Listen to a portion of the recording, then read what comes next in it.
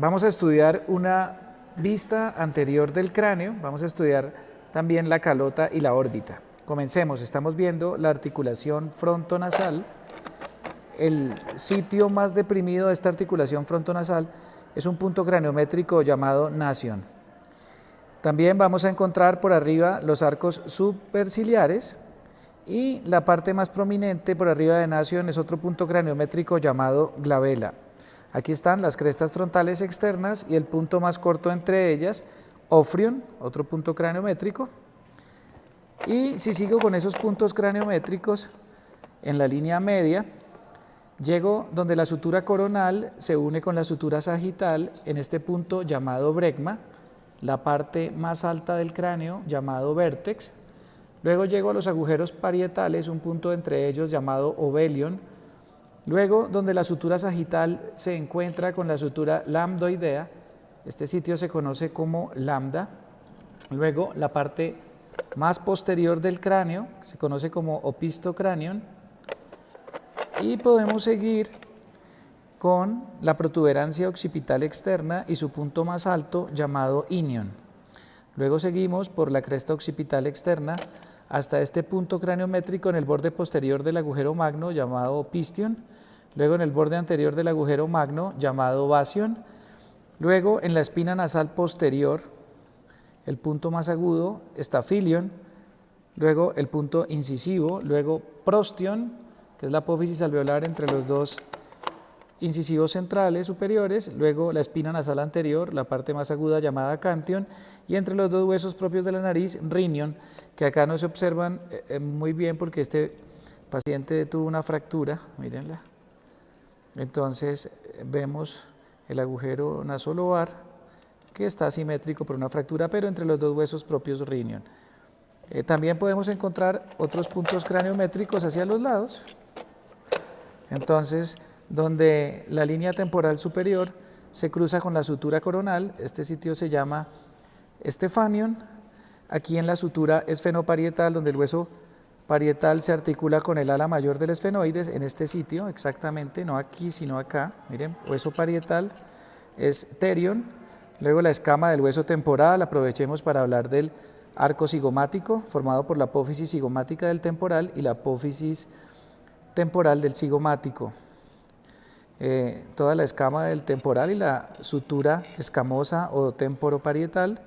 Las dos líneas temporales se observan muy bien, una superior para la inserción de la aponeurosis temporal y una inferior para las fibras del músculo temporal en sí. Tenemos la base de la apófisis mastoides, toda la apófisis mastoides, el conducto auditivo externo, la fosita suprameática o de Henle, el tubérculo cigomático posterior, el tubérculo cigomático anterior, el agujero mastoideo, por donde pasa la vena mastoidea que drena en el seno venoso sigmoide. Y aquí en toda la sutura parieto-mastoidea está asterion, otro punto craniométrico. Y podemos observar también las líneas nucales saliendo de la protuberancia occipital externa a la superior y por debajo en la cresta occipital externa la línea nucal inferior donde se insertan músculos de la nuca. Aprovechemos para revisar, este cráneo está muy bonito, algunas estructuras de la base del cráneo, como las apófisis estiloides, por delante la apófisis vaginal del hueso temporal, el surco mastoideo ranura digástrica, el surco para la arteria occipital, el agujero condíleo anterior o conducto del hipogloso, donde pasa el 12º par.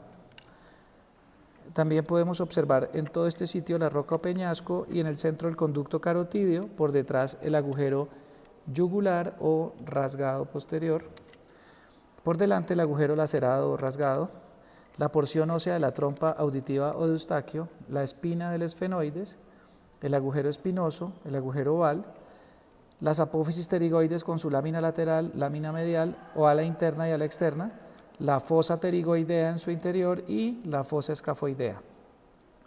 La fosa pterigoidea, la inserción del pterigoideo medial, y aquí en la fosa escafoidea la inserción del músculo periestafilino externo. Observamos el vómer y las coanas, que son los mismos orificios nasales posteriores.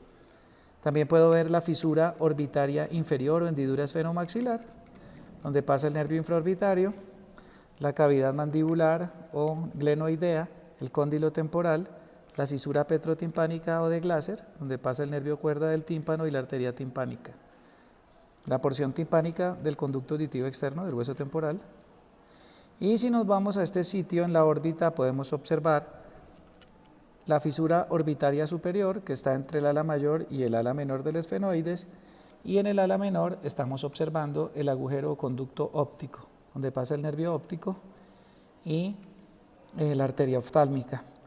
Reborde supraorbitario con la escotadura supraorbitaria, en la lámina orbitaria del hueso temporal, en la parte lateral la fosa lacrimal y acá la fosa troclear.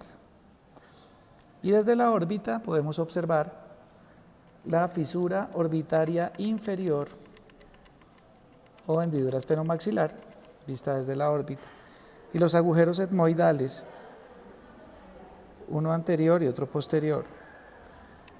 No se observan muy bien, miremos en este lado, uno anterior y otro posterior. Y si observamos el endocráneo, miren, muy bonita la lámina cribosa del etmoides, la apófisis crista galli, el agujero ciego, la cresta frontal interna, las alas menores del esfenoides con las apófisis clinoides anteriores, el yugo, el surco prequiasmático, la fosa hipofisiaria o silla turca, el dorso de la silla turca o lámina cuadrilátera con las apófisis clinoides posteriores, el surco para el seno petroso superior en el peñasco, el conducto auditivo interno, el surco para el seno petroso inferior, el agujero yugular, y también podemos encontrar el surco para el seno venoso sigmoide,